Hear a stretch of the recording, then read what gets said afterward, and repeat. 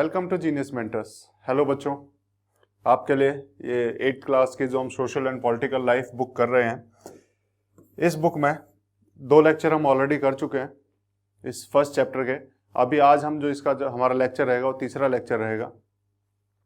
हम 2 लेक्चर में क्या पढ़ चुके हैं, सबसे पहले तो वो देख लेते हैं। एक छोटा सा हम रिकैप कर लेते हैं, दोहरा लेते हैं हमने क्या पढ़ा है। तो शुरुआत करते हैं कि हम पढ़ क्या रहे हैं। तो 8th क्लास की ये बुक पढ़ रहे हैं हम, बिल्कुल। और अभी तक आशा कर रहा हूं कि आप लोगों ने किताब ले ली होगी अपने साथ। जैसा कि मैंने पहले ही क्लास में कहा था कि जैसे ही मैं क्लास में आऊं, आपको किताबें, अपनी बुक्स जो हैं अपने सामने ओपन कर लेनी है, और जो जो मैं पढ़ाते जाऊंगा आपको साथ साथ पढ़ना है, और जो जो मैं बताते जाऊंगा आपको साथ साथ लिख लेना है अपनी बुक में ही, जहां जहां आपको जरूरत है, ताकि आपको अच्छे से वो बाद में समझ में आ जाए। आप अकेले भी उसको रीड करें तो वो चीज़ें आपको समझ में आती रहें। तो यहाँ पे हम इसका फर्स्ट चैप्टर पढ़ रहे थे। फर्स्ट चैप्टर का क्या नाम था? अभी तक तो आपको पता लग गया होगा। फर्स्ट चैप्टर का नाम है the Indian constitution. The Indian constitution, Bharat का संविधान, ये हम पढ़ रहे हैं।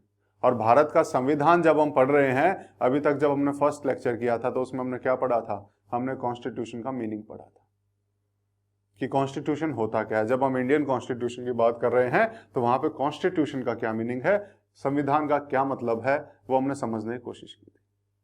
उसके अलावा मैंने बताया था इस चैप्टर में हमारी 2 हेडिंग है जिनके ऊपर हमें अच्छे से समझना है। कि सबसे पहला, कि किसी भी कंट्री को कॉन्स्टिट्यूशन क्यों चाहिए, why does a country need a constitution. और दूसरी चीज जो हमने अभी पढ़नी है, लेकिन अभी तो हम इसी पे पहुंचे हुए हैं। आगे हम और क्या पढ़ेंगे इस चैप्टर में? इसमें हम द इंडियन कॉन्स्टिट्यूशन की फीचर्स, इसके क्या क्या फीचर्स हैं, ये भी हम पढ़ने वाले हैं।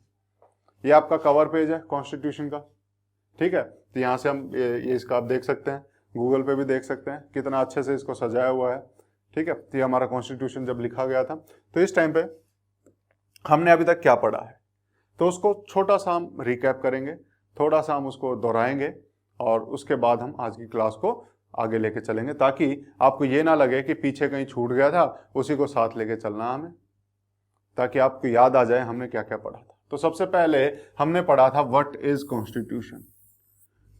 तो क्या होता है कॉन्स्टिट्यूशन? अभी तक तो आपने बता दिया होगा कि कॉन्स्टिट्यूशन क्या होता है। आप लोगों को तो अभी तक, मतलब मेरे बोलने से पहले आप लोगों ने इसका जवाब दे दिया होगा कि कॉन्स्टिट्यूशन क्या है। इसकी पूरी कहानी बताई थी। हम गेम से शुरू किया था, अगर याद करो, फुटबॉल से शुरू किया, और कहाँ सोसाइटी पे पहुंचे, कहाँ हम कंसेंसस पे पहुंचे थे, जहां हम सहमति से बोल रहे थे कि अपने रूल बनाते हैं।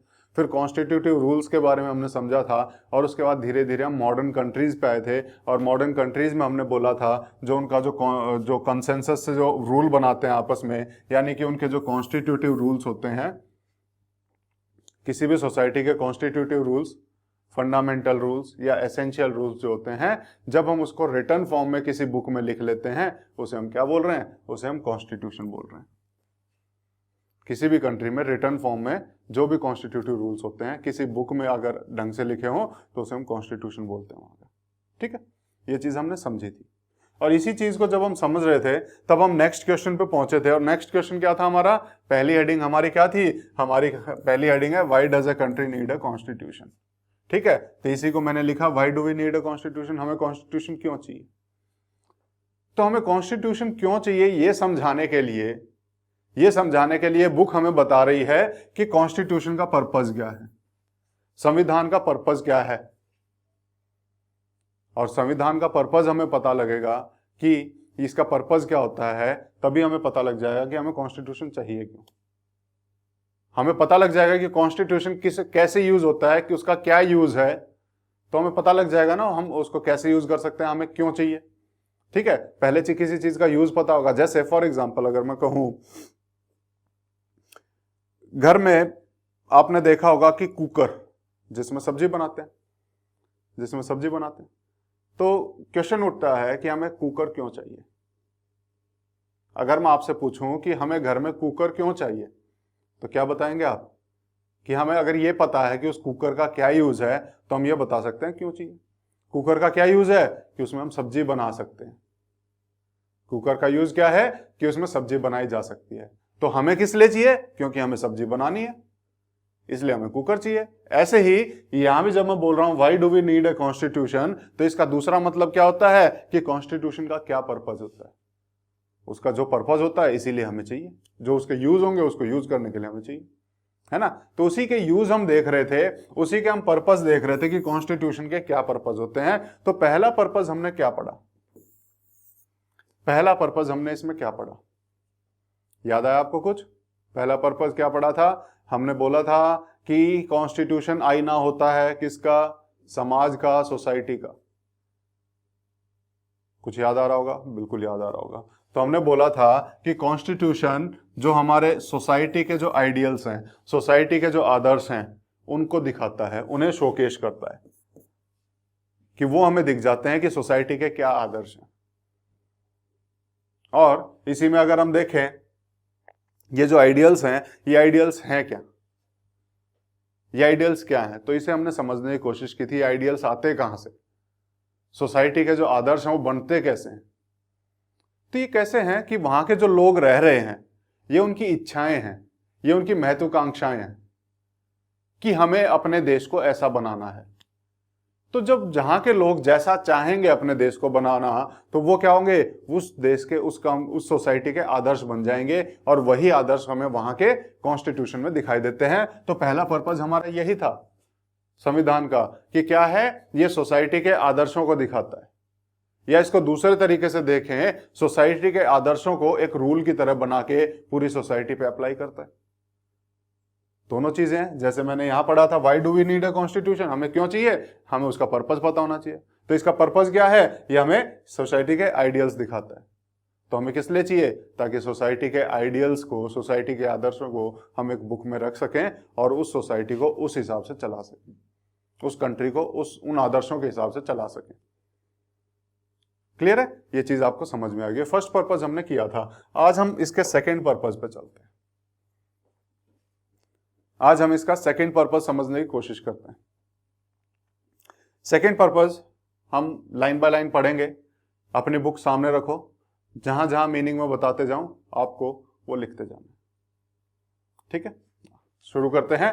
तो हमारा क्वेश्चन अभी भी वही है, why does a country need a constitution?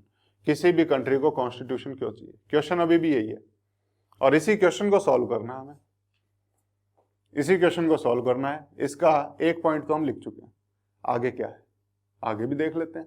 तो दूसरा क्या है? Second important purpose. देखो बुक अपने आप बताती है, ढूंढने की जरूरत नहीं है, बुक में लिखा हुआ है सेकेंड इंपॉर्टेंट पर्पज।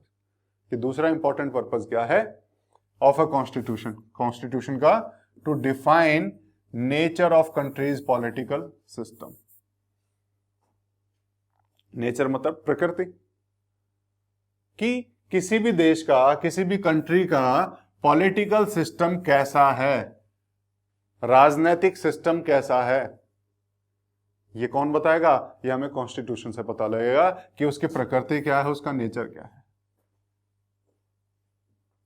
हमारे देश का पॉलिटिकल सिस्टम कैसा है हमें कैसे पता लगेगा? कॉन्स्टिट्यूशन देख के हमें पता लग जाएगा। तो पहली चीज सोसाइटी के आइडियल बताई, दूसरे कंट्री का पॉलिटिकल सिस्टम का नेचर क्या है वो बताएंगे। जैसे आगे बोलता है, आगे समझते हैं, हमें धीरे धीरे क्लियर होती जाएंगी चीजें। बहुत इजी लैंग्वेज में लिखी हुई है बुक, और बहुत अच्छे से समझ में आने के लिए लिखी हुई है। हमारी जो कोशिश है वो सिर्फ यही है कि आप इन चीजों को अपने आप कैसे समझने लग जाएं। अगर मैं हमेशा यहां खड़े होकर आपको हर बार पढ़ाता रहूंगा तो उसका कोई यूज नहीं है। धीरे धीरे आपको ये आदत डालनी है कि जिस तरीके से मैं इस चीज को समझता हूं वही आदत आपको डल जाए, कि आप भी उस चीज को उसी तरीके से देखने लग जाएं। मेरी आंखों से आप इस किताबों को देखें ताकि आपको ये और अच्छे से समझ में आना शुरू हो जाए। तो आगे बढ़ते हैं। फॉर एग्जाम्पल, इसी का एग्जाम्पल देखते हैं कि कैसे किसी भी कंट्री के पॉलिटिकल सिस्टम का नेचर, राजनीतिक जो सिस्टम बना हुआ है किसी कंट्री का, उसके नेचर कैसे बताती है कॉन्स्टिट्यूशन, वो देखते हैं। For example, Nepals earlier constitution. Nepal का जो पहले जो कॉन्स्टिट्यूशन था, पहले जो संविधान था, stated that country was to be ruled by a king. Country was to be ruled by the king and his council of ministers. तो नेपाल का हमने पहले कॉन्स्टिट्यूशन देखा तो उसमें क्या लिखा हुआ था? पहले के कॉन्स्टिट्यूशन में लिखा हुआ था कि ये जो देश है, कंट्री को कौन रूल करेगा? किंग, और उसके साथ मिलके उसके जो मंत्री होंगे, राजा और उसके मंत्री मिलके, मंत्री परिषद जिसे हम कह सकते हैं, राजा और उसकी मंत्री परिषद मिलके, काउंसिल ऑफ मिनिस्टर को हम हिंदी में मंत्री परिषद बोल सकते हैं। ठीक है, तो यहां पे राजा और मंत्री परिषद मिलके उस देश को राज करेंगे। कहां लिखा था? नेपाल के पहले कॉन्स्टिट्यूशन में। तभी तो लड़ाई हुई। लोग चाहते हैं कि वहां पे डेमोक्रेसी आए, लेकिन संविधान में कुछ और लिखा था। तो संविधान क्या बता रहा था? उस देश का पॉलिटिकल सिस्टम बता रहा था कि इस देश का पॉलिटिकल सिस्टम क्या है। क्या था पॉलिटिकल सिस्टम? मोनार्की थी, राजा के द्वारा रूल किया जाता था। ठीक है, और उसके बाद अगर हम देखें, इन countries that have adopted a democratic form of government और पॉलिटी। अब उन कंट्रीज की बात कर रहा है। ठीक है, ये एग्जांपल लिया हमने, जैसे कैसे नेचर दिखाया कि कॉन्स्टिट्यूशन क्या दिखाता है, किसी भी कंट्री का पॉलिटिकल नेचर बताता है, पॉलिटिकल सिस्टम कैसे। तो हमने देखा जैसे नेपाल का पहला कॉन्स्टिट्यूशन वहां के राजा के बारे में बताता था कि वो राजा के द्वारा चलाई जाएगी, तो वहां पे किंग का रोल बताया कि ये किंग के द्वारा रूल किया जाएगा, पॉलिटिकल सिस्टम पता लगा। हाँ, अब आगे पढ़ रहे हैं कि जैसे इन कंट्रीज, उन कंट्रीज में that have adopted a democratic form of government, जिन्होंने डेमोक्रेटिक फॉर्म ऑफ गवर्नमेंट को अडॉप्ट कर लिया है, लोकतांत्रिक स्वरूप को या लोकतांत्रिक रूप को। डेमोक्रेसी का लोकतंत्र हमने पढ़ा था। ठीक है, तो उन कंट्रीज में जिन्होंने डेमोक्रेसी को अपना लिया है, जो डेमोक्रेटिक फॉर्म ऑफ गवर्नमेंट बना ली है, ये क्या होता है हम पढ़ेंगे इसके बारे में धीरे धीरे, अभी इन्हीं में हमें समझ में आ जाएगा डेमोक्रेटिक फॉर्म ऑफ गवर्नमेंट क्या होती है।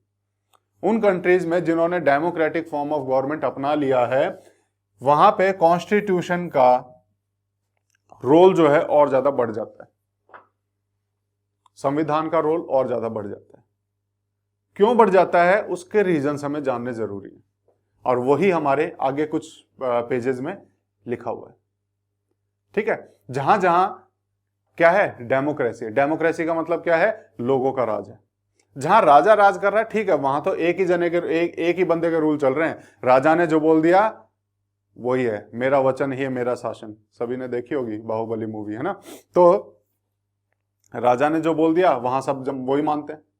लेकिन जब प्रजा का राज हो, जब प्रजा का राज हो, जिसे हम डेमोक्रेसी बोलते हैं, जहां लोग अपने आप में से, अपने ही लोगों में से एक रिप्रेजेंटेटिव को चुनेंगे, फिर अगली सोसाइटी के रिप्रेजेंटेटिव, अपने लोगों में से एक रिप्रेजेंटेटिव को चुनेंगे, और ये हमारे लोग ही हमारे ऊपर राज करते हैं। अब यहां पे बहुत सारी प्रॉब्लम आ सकती है अगर हम ये डिफाइन ना करें कि उनके पास कितनी पावर रहेगी। तो डेमोक्रेसी जब भी बात आती है, क्योंकि डेमोक्रेसी में वो राजा नहीं है, उसको हमने चुना है, तो उसके पास कितनी पावर होनी चाहिए, वो पावर का मिसयूज तो नहीं कर जाएगा। तो ये सारी चीजें हमें यहां पे देखनी पड़ेगी। तो डेमोक्रेसी में कॉन्स्टिट्यूशन का जो रोल है वो और ज्यादा बढ़ जाता है, और ज्यादा क्रूशियल हो जाता है, इंपॉर्टेंट हो जाता है, महत्वपूर्ण हो जाता है, क्रूशियल। ठीक है, तो क्रूशियल का मीनिंग आप लिख सकते हैं, in laying out certain important guidelines that govern decision making within these societies. किस लिए इंपॉर्टेंट हो जाता है? कि वो कुछ गाइडलाइन बता देगा कि कौन कितना डिसीजन लेगा, किसको कितनी डिसीजन लेने की पावर है। नहीं तो पता चला कि दो सोसाइटी में ही लड़ाई हो गई। एक सोसाइटी वाले बोल रहे हैं कि हमारे यहाँ पे 1000 लोग थे, हमने चुन के भेजा है तो हमारी पावर ज्यादा है, तुम्हारे तो बस 50 ही लोग हैं, तुमने 50 में से ही चुन के भेजा है, हमने 1000 में से चुन के भेजा है, तो हमारी ज्यादा पावर है, तुम्हारी नहीं चलेगी, हमारी चलेगी। लड़ाई हो सकती है, बिल्कुल हो सकती है। ठीक है, एग्जाम्पल इसी को देखते हैं। जैसे फॉर एग्जाम्पल ये दो सोसाइटी हैं, एक इधर एक इधर, ये पूरी एक कंट्री के अंदर है, ये एक पूरी कंट्री है, इसके अंदर दो सोसाइटीज आ गई। इसमें मैं कहूं कि यहां पे रहते हैं 5000 लोग, और यहां मैं कहूं कि 500 लोग रहते हैं। सरकार बनानी है, यहां से भी एक आया और यहां से भी एक आया, इन दो बंदों ने मिलकर सरकार बना दी। अब क्या ये बोल सकता है, ये वाला एक जो यहां से आया है, क्या ये बोल सकता है कि मैं तो 5,000 लोगों के ऊपर से आया हूं तो यहां पे मेरी ज्यादा चलेगी? क्या ये बोल सकता है? भाई डेमोक्रेसी है, लोगों का राज है, जितना यहाँ के लोगों का राज चलेगा उतना ही यहाँ के लोगों का राज चलेगा, दोनों बराबर हैं। डेमोक्रेसी का एक्चुअल मीनिंग यही होता है कि लोगों, हर एक बंदे के पास बराबर पावर हो, जितने लोग हैं कंट्री में सबके पास इक्वल पावर होनी चाहिए, यही डेमोक्रेसी है। तो यहां पे ये बिल्कुल भी ये नहीं कह सकता कि मेरे पास ज्यादा पावर होगी। इसीलिए डेमोक्रेसी में तो कॉन्स्टिट्यूशन की इंपॉर्टेंस और ज्यादा बढ़ जाती है। क्यों बढ़ जाती है? क्योंकि ये कॉन्स्टिट्यूशन लिख देगा कि किसके पास कितनी पावर है, कौन अपनी पावर का कैसे यूज कर सकता है, और इसके बाहर आप जा नहीं सकते, क्योंकि लॉ तो यही है, सारे रूल्स तो इसी में लिखे हैं, और इस रूल के खिलाफ जा नहीं सकते, है ना। तो यहां पे पावर या डिसीजन मेकिंग डिफाइन हो जाएंगी कॉन्स्टिट्यूशन में। क्यों हो जाएंगी? ताकि ये लोग ये ना सोचें कि हम कम हमारे यहाँ पे कम पॉपुलेशन थी इसलिए हम पीछे रह गए, सबको बराबरी से देखा जाए। इस वजह से कॉन्स्टिट्यूशन क्या करती है, कॉन्स्टिट्यूशन का डेमोक्रेसी में बहुत ज्यादा रोल बढ़ जाता है। क्यों बढ़ जाता है? हर एक आदमी का, हर एक सिटीजन का, हर एक नागरिक का ख्याल रखना कॉन्स्टिट्यूशन की जिम्मेवारी हो जाती है, इसीलिए डेमोक्रेसी में इसका रोल अपने आप ही ज्यादा बढ़ जाता है। क्लियर है? ये चीज आपको समझ में आई होगी। हाँ, तो ये हमने पढ़ लिया कि ये इंपॉर्टेंट गाइडलाइन दे देता है कॉन्स्टिट्यूशन डेमोक्रेसी में, जिससे डिसीजन मेकिंग गवर्न होती है। डिसीजन मेकिंग कैसे करनी है, कैसे नहीं करनी है, वो सब इसमें डिसाइड होता है। ठीक है, वो इसमें ऑलरेडी दिया जाता है कि कौन डिसीजन लेगा। पावर, जिसके पास पावर होगी वही डिसीजन लेगा, तो वही मैंने उसको पावर के हिसाब से बताया, और इसी चीज को डिसीजन मेकिंग के हिसाब से इन्होंने लिखा हुआ है। ठीक है, इन सोसाइटीज में। ठीक है, तो ये हमने पढ़ा पहला। अब इस एग्जाम्पल के हिसाब से समझते हैं। ये आपके यहां पे डायग्राम दिया होगा एनसीईआरटी में। ठीक है, तो इसको पढ़ो एक बार। ठीक है, तो मैं भी पढ़ता हूं साथ साथ में। सबसे पहला कि सुरेश, जो कि एक क्लास मॉनिटर है, सुरेश क्लास मॉनिटर है, ये रहा। बुली है, ही इज अ बुली। ठीक है, बदमाश टाइप है, पहलवान टाइप, बदमाश टाइप, तो ही इज अ बुली। और classmates are not too fond of him. Classmates जितने भी हैं उसके क्लास में जितने रहते हैं वो उसे ज्यादा पसंद करते नहीं है। Mrs Rao the class teacher, Mrs Rao जो कि एक क्लास टीचर है, has leave the classroom on some urgent work. उसको कुछ जरूरी काम आ गया इसलिए उसे क्लास से जाना पड़ा, कि मेरे को तो कोई जरूरी काम है, मैं जाती हूँ। तो मैडम तो बोल के निकल गई, उसको जरूरी काम था, लेकिन पीछे से क्लास में बच्चे बैठे, उन्हें कौन संभाले? उन्हें कौन संभाले? तो इन्होंने क्या बोला? उन्होंने सुरेश को बोला, जो क्लास मॉनिटर था, कि क्लास का ख्याल रखना, माइंड द क्लास। क्लास का ख्याल रखना कि क्लास में डिसिप्लिन बना रहे, बच्चे ज्यादा शोर ना करें। तो Suresh starts picking on Anil. तो सुरेश ने क्या किया? अनिल के ऊपर कमेंट्स करने शुरू कर दिए, अनिल के ऊपर कमेंट्स करने शुरू कर दिए। तो यहां पे क्या बोलता है अनिल को? Anil, today I am going to report you to Mrs Rao. Anil को बोलता है कि मैडम को आने दो, आज तुम्हारी शिकायत करता हूं। कौन बोल रहा है? सुरेश बोल रहा है। किसको? अनिल को। तो अनिल पूछता है, लेकिन मैंने किया क्या है? But what have I done? मैंने किया क्या है? लेकिन उसकी तो आदत है सुरेश की, ठीक है, उसके पास तो पावर आई हुई है कि बच्चों को डिसिप्लिन में रखना है। अब वो किसी को भी कुछ भी रख सकता है, कैसे भी बोल सकता है ना। तो यहाँ पे ये गलत फायदा उठा रहा है अपनी पावर का, कि वो किसी को भी बोल रहा है आज तेरी शिकायत करता हूँ, मजे लेने शुरू कर दिए उसने। तो यहाँ पे जैसे ही मैडम आती है शिकायत करना शुरू कर देता है। क्या बोलता है? Ma'am while you were away, जब आप बाहर थी, Anil kept talking loudly. Anil जो है जोर से बोलता रहा, मैंने उसे चुप कराने की कोशिश की लेकिन वो बोलता रहा। एंड डिस्टर्बिंग द क्लास, और क्लास को डिस्टर्ब करता रहा। तो अनिल की शिकायत कर दी इसने। He would not listen to me, और उसने मुझे सुना भी नहीं।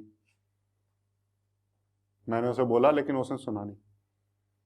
आया, मैडम आई, आते ही अनिल की शिकायत कर दी। ठीक है। और यहाँ पे मैडम ने क्या किया, उसकी बात सुनी और उसको डांटना शुरू कर दिया। क्या बोला, Anil you will have to stay back after school today and write I will not disobey the class monitor 100 time. क्या बोला कि आप स्कूल के बाद यहीं रुकोगे, जब सब चले जाएंगे आपको यहीं रुकना है, और उसके बाद आपको 100 बार ये लिखना पड़ेगा कि मैं जो है क्लास मॉनिटर को डिसओबे नहीं करूंगा, कि मैं उसका कहना मानूंगा। ठीक है, ये इसको लिखना पड़ेगा अब 100 बार।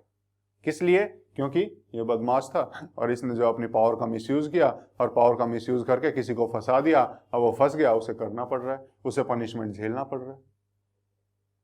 समझ में आई कहानी क्या थी, कि एक क्लास मॉनिटर है जिसके पास पावर है, वो कैसे अपनी पावर का मिसयूज कर रहा है यहाँ पे, है ना। तो इन्हीं के कुछ क्वेश्चंस हैं यहाँ पे, ये भी देख लेते हैं, जब साथ के साथ अगर कर ही रहे हैं तो ये क्वेश्चंस भी देख लेते हैं। In what way the class monitor was misusing his power, कैसे वो अपनी क्लास मॉनिटर अपनी पावर को कैसे मिसयूज कर रहा था। तो हमने देखा कि कैसे गलत तरीके से उसने शिकायत की मैडम को, मैम ने उसे अपने विश्वास पे वहां छोड़ा था कि बच्चों को डिसिप्लिन में रखना है, और यहां आते इसने उल्टी शिकायत करनी शुरू कर दी। तो मिसयूज किया उसने पावर का, पावर उसे दी गई थी बच्चों को डिसिप्लिन में रखने के लिए, लेकिन खुद ही अनडिसिप्लिन था। तो यहां पे उसने अपनी पावर का मिसयूज किया। कैसे किया आपको समझ में आया। In which of the following situation is a minister misusing his power. इसी एग्जाम्पल को देखते हुए देखना कैसे जोड़ा है इसको हमारी सरकार से। इसी एग्जाम्पल को देखते हुए और इस सुरेश को मिनिस्टर से कंपेयर करने के लिए बोला है, जो हमारे मंत्री होते हैं उनसे कंपेयर करने के लिए बोला है कि ऐसी इन जो इसने नीचे सिचुएशंस दी हैं इनमें से बताओ कि मिनिस्टर कैसे अपनी पावर मिसयूज कर रहा है। तो ये सिचुएशंस को पढ़ेंगे और हमें पता लगेगा कि यहां पे मिसयूज कर रहा है कि नहीं कर रहा। आपको हां या ना में जवाब देना है। सबसे पहली condition, refuses to sanction a project of his ministry for sound technical reasons। Sanction का मतलब होता है अप्रूव करना। ठीक है, सैंक्शन के वैसे बहुत मीनिंग है, लेकिन यहां पे इस सैंक्शन का मतलब है अप्रूव करना, मंजूरी देना। तो उसने क्या किया, मिनिस्टर ने मना कर दिया एक प्रोजेक्ट को, उसकी जो मिनिस्ट्री कोई प्रोजेक्ट लेके आई होगी उस प्रोजेक्ट को साइन करने से मना कर दिया, अप्रूवल देने से, मंजूरी देने से मना कर दिया। क्यों, for sound technical reasons. Sound technical reasons मतलब मजबूत टेक्निकल रीजंस की वजह से। हो सकता है टेक्निकली उस प्रोजेक्ट में कुछ कमी हो, इस वजह से उसने मना किया। तो क्या है, मिसयूज कर रहा है? नहीं, यहां पे तो अपनी पावर का यूज करके किसी गलत काम होने से बचा रहा है, कि टेक्निकल रीजंस की वजह से उसने मना किया। तो यहां मिसयूज नहीं कह सकते। ये चीज आपको समझ में आई होगी, है ना। क्योंकि अगर वो उसको हाँ बोल दे और बाद में गड़बड़ी हो जाए इतने सारे पैसे लगने के बाद प्रोजेक्ट में, तो देश का नुकसान हो रहा, देश का नुकसान हुआ। लेकिन यहाँ पे वो पहले ही मना कर देता है। क्यों मना कर देता है, कि साउंड टेक्निकल रीजंस की वजह से उसको मना कर देता है कि ये प्रोजेक्ट नहीं, ये ठीक नहीं है। तो यहाँ पे यूज किया उसने। अगला देखते हैं, थ्रेटन्स। थ्रेटन का मतलब होता है डराना। Threatens to send his security staff to rough up his neighbour. ठीक है, रफ अप मतलब धमकाना या फिर तंग करना।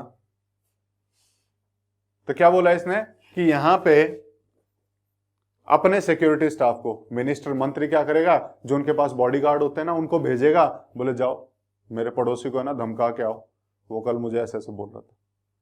यानी वो मिनिस्टर उसकी सुरक्षा के लिए दिए गए, लेकिन उसने उसका मिसयूज किया, कहीं भेज दिया कि जाओ उसे डरा के आओ।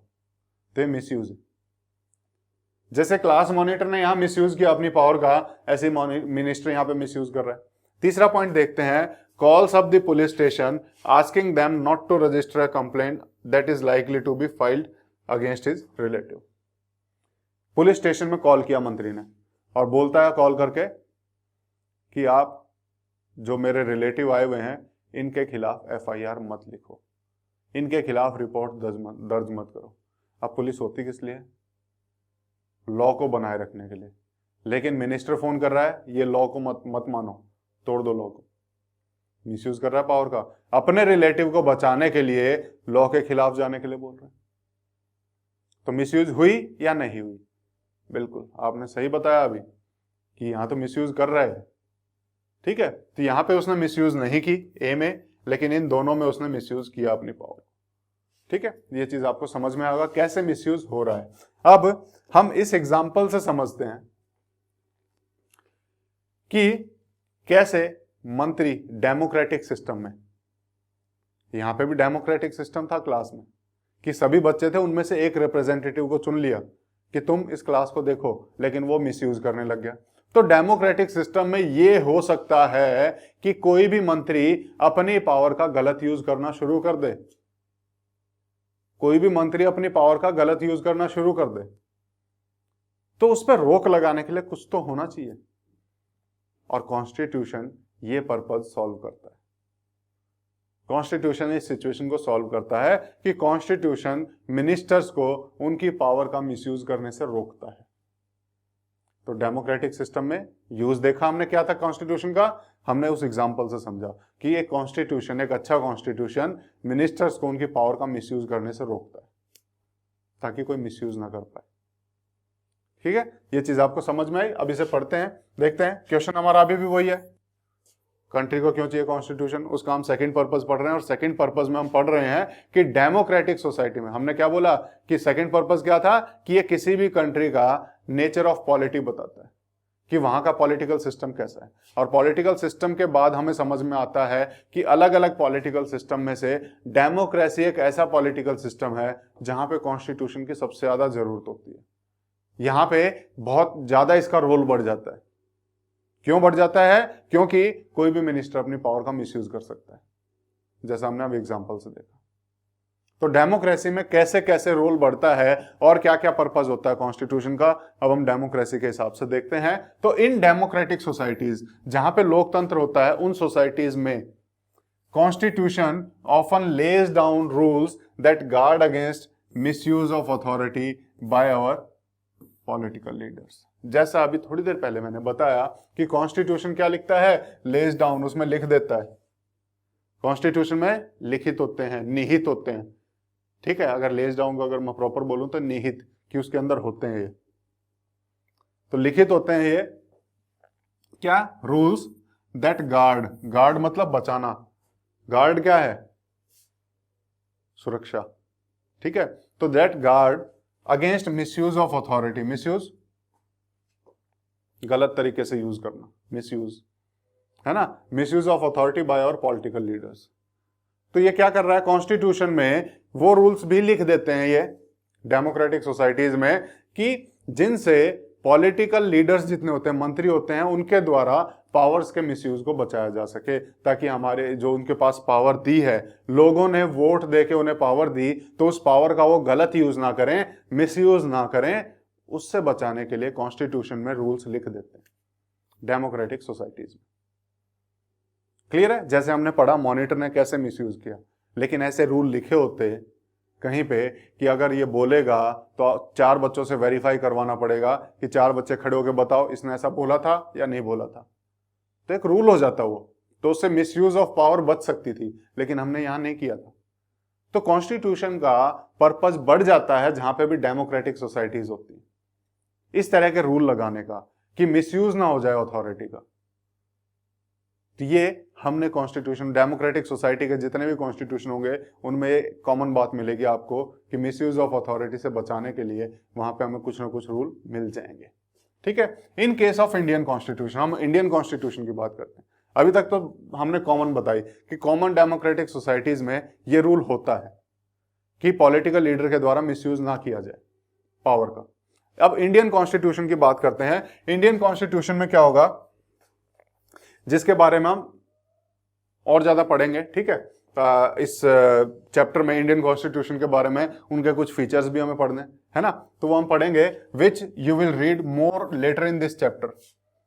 इसके बारे में हम इस चैप्टर में बाद में पढ़ने वाले हैं, इसके फीचर्स के बारे में, इंडियन कॉन्स्टिट्यूशन के बारे में। लेकिन अभी क्या बोल रहा है Indian constitution, many of these laws are contained in the section on fundamental rights. जो इस तरह के जो रूल्स है ना, जो मिनिस्टर को उसकी अथॉरिटी, उसकी पावर को मिसयूज करने से बचाते हैं, उस तरह के जो ज्यादातर लॉज हैं वो हमने कॉन्स्टिट्यूशन में कहां लिखे हैं, वो हमने फंडामेंटल राइट्स में लिखे हुए हैं। कहां लिखे हैं हमारे कॉन्स्टिट्यूशन में? Fundamental right. फंडामेंटल राइट का क्या होता है मीनिंग? मौलिक अधिकार। फंडामेंटल का मतलब होता है मौलिक, मूल, और राइट्स का होता है अधिकार। तो हमारे जो मौलिक अधिकार हैं, फंडामेंटल राइट्स हैं, वहां पे हमने लिखा है कि कैसे हम इस मिसयूज ऑफ अथॉरिटी से बचाएंगे लीडर्स की। तो डू यू रिकॉल, अब ये पुरानी कहानी बता रहे हैं, यहां से लेके यहां तक इसने पुरानी कहानी बताई हुई है कि 7th क्लास की बुक में आपने पढ़ा होगा, एक दलित ओम प्रकाश थे, दलित राइटर ओम प्रकाश, उनके साथ कैसे भेदभाव किया जाता था, उनके साथ कैसे भेदभाव किया गया था, डिस्क्रिमिनेट किया गया था। डिस्क्रिमिनेट का मतलब होता है भेदभाव, डिस्क्रिमिनेशन, भेदभाव करना। तो उनके साथ भेदभाव होता था। तो वहां पे हमने पढ़ा कि इंडियन कॉन्स्टिट्यूशन में लिखा हुआ है right to equality. Right to equality यानी बराबर का, समानता का अधिकार।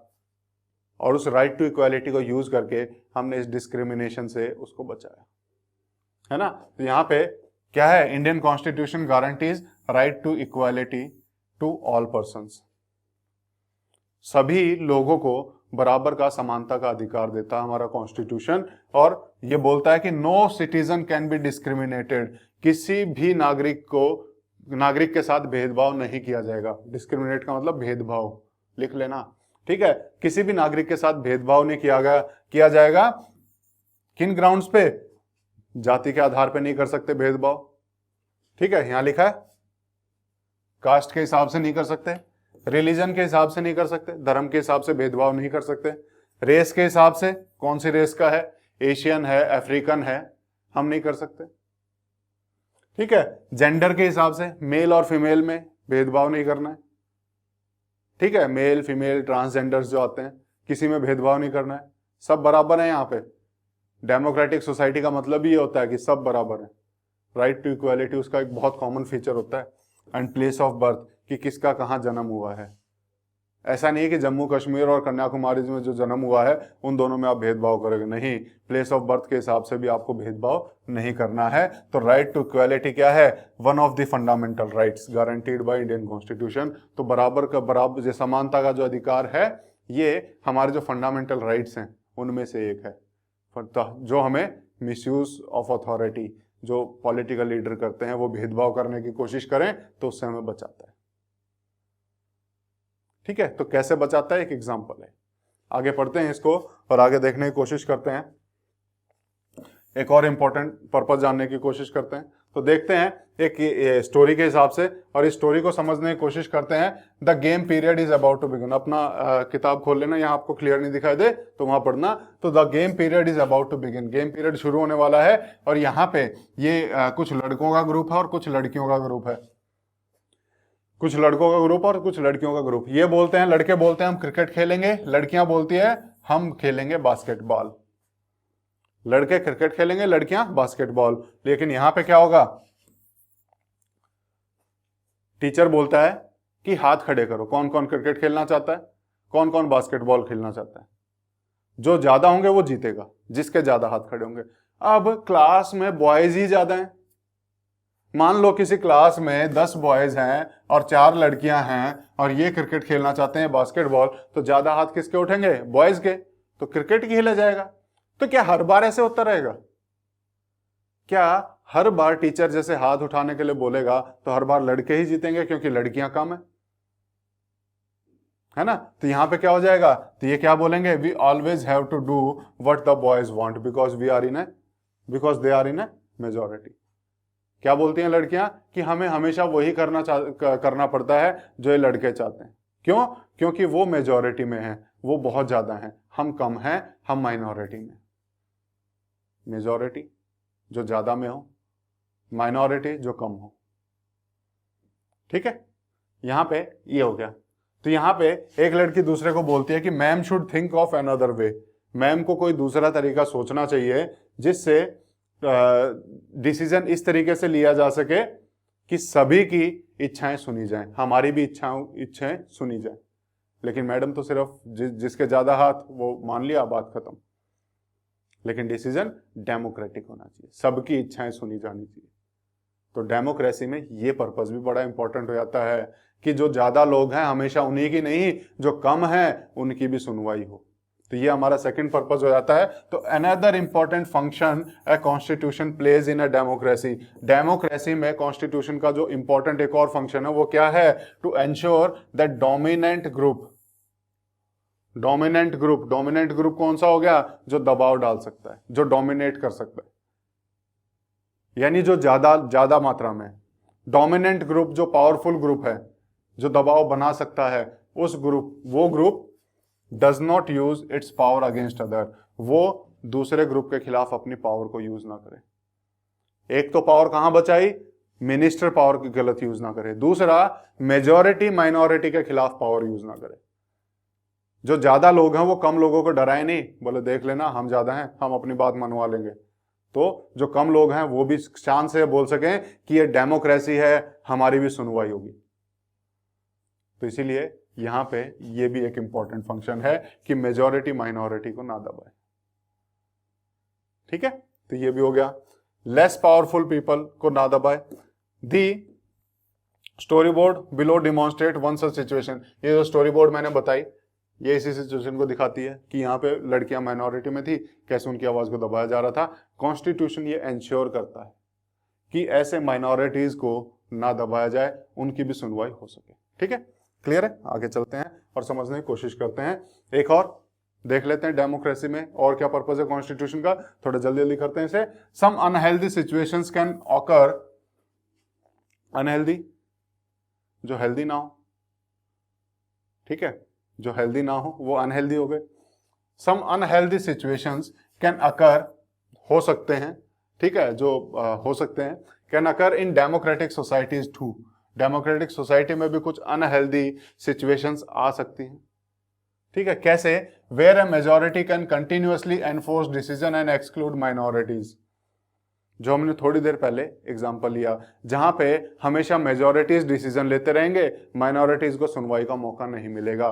डेमोक्रेसी में ऐसी सिचुएशन आ सकती है, यही इस बात का कहना चाहते हैं। ठीक है,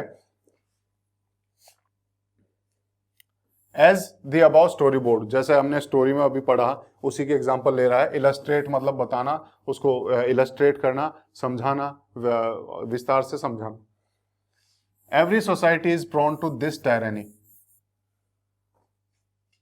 जैसे उस स्टोरी में लिखा है, हर एक सोसाइटी इस तरह की टायरनी, टायरनी का मतलब क्या होता है, टायरनी का मतलब होता है अत्याचार, इसको आप लिख सकते हैं, टायरनी मतलब अत्याचार।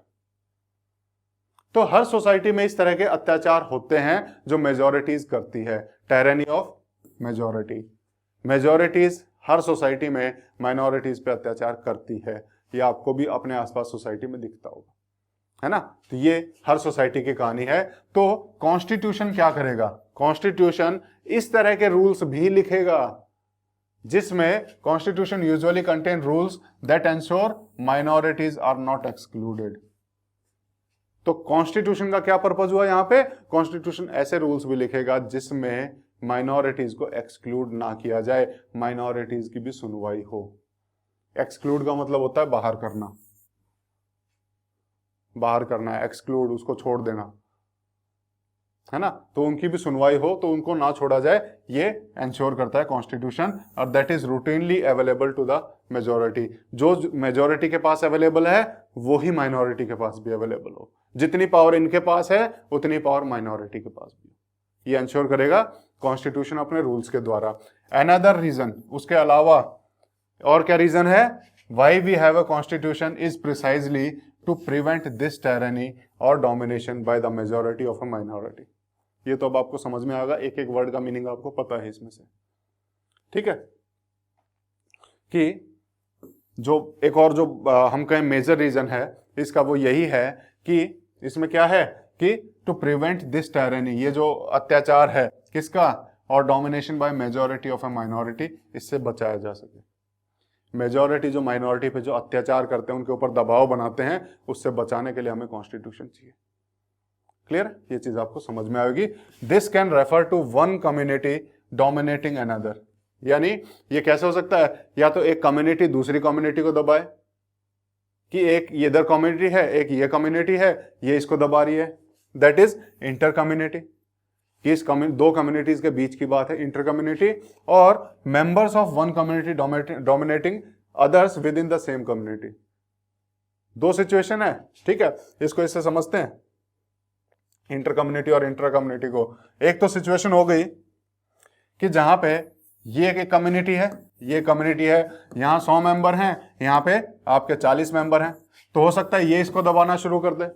तो एक कम्युनिटी से दूसरी कम्युनिटी को बचाने के लिए इसको मैं क्या बोलूंगा, इंटर कम्युनिटी। इसको मैंने क्या बोला, इंटर कम्युनिटी। और वहीं पे दूसरा वर्ड कि विद इन दिस, ये कम्युनिटी है, इसमें मान लो कि इसमें भी डिवीजन हो रखा है, यहां पे कुछ रिच हैं, कुछ पुअर हैं। मान लो ये जो रिच हैं ये कितने हैं, ये मान लो 70 लोग हैं, और जो पुअर हैं वे 30 हैं, तो ये 70 भी तो 30 को दबा सकते हैं। तो विद इन कम्युनिटी भी एक दूसरे को कोई ना दबाए। एक तो एक कम्युनिटी दूसरे को ना दबाए, पहली चीज। दूसरी, एक कम्युनिटी के अंदर एक आदमी दूसरे आदमी को ना दबाए, इस चीज को भी इंश्योर किया जाता है कॉन्स्टिट्यूशन के द्वारा। और इसको हम क्या बोलेंगे, विद इन कम्युनिटी को हम बोलते हैं इंट्रा कम्युनिटी। इसको हम बोलेंगे इंट्रा कम्युनिटी, ठीक है। ये चीज आपको समझ में आएगी। तो ये दोनों यहां से, इन दोनों तरीके का डोमिनेशन से या फिर टायरानी से कॉन्स्टिट्यूशन हमें बचाता है। तो ये भी हमने पढ़ा, और आज का भी हम थोड़ा सा समरी ले लेते हैं। आज हमने क्या क्या पढ़ा है, थोड़ा जल्दी जल्दी करके आज का लेक्चर खत्म करते हैं। तो why does a country need a constitution, पहला रीजन हम पढ़ चुके हैं, आइडियल्स को दिखाता है। दूसरा रीजन आज हमने पढ़ा क्या कि ये क्या करता है, nature of A countries political system, country के पॉलिटिकल सिस्टम का नेचर बताता है कि वहां पे डेमोक्रेसी है या फिर मोनार्की है या कुछ और सिस्टम है। और जहां पे डेमोक्रेसी होगी वहां पे इसका रोल और बढ़ जाता है। कैसे बढ़ जाता है, ये बचाता है, गार्ड्स अगेंस्ट, हमें बचाएगा किसके खिलाफ, मिसयूज ऑफ अथॉरिटी के खिलाफ, कि अथॉरिटी का मिसयूज ना करे। Dominant group does not use it power against other, dominant group जो हैं, जो दबाव बना सकते हैं, पावरफुल लोग जो हैं, दूसरे लेस पावरफुल लोगों के खिलाफ अपनी पावर का यूज ना करें, उससे बचाएगा। और तीसरा क्या बचाएगा, तीसरा बचाएगा मेजॉरिटी का माइनॉरिटी के ऊपर कोई अत्याचार ना हो, प्रिवेंट टायरानी और domination by majority of it minority, majority minority के ऊपर अत्याचार ना करे, उससे बचाएगा। ये डेमोक्रेसी में इसके 3 पर्पस हो गए, ठीक है। तो सेकंड पर्पस हमने किया, एक तीसरा पर्पस और बचा हुआ कॉन्स्टिट्यूशन का, वो हम नेक्स्ट लेक्चर में करेंगे। तो आज आपने बहुत अच्छे से ये चीजें सीखी होंगी और आशा करता हूं आपको चीजें समझ भी आई होंगी। इसी के साथ आज का लेक्चर खत्म करते हैं। Thank you.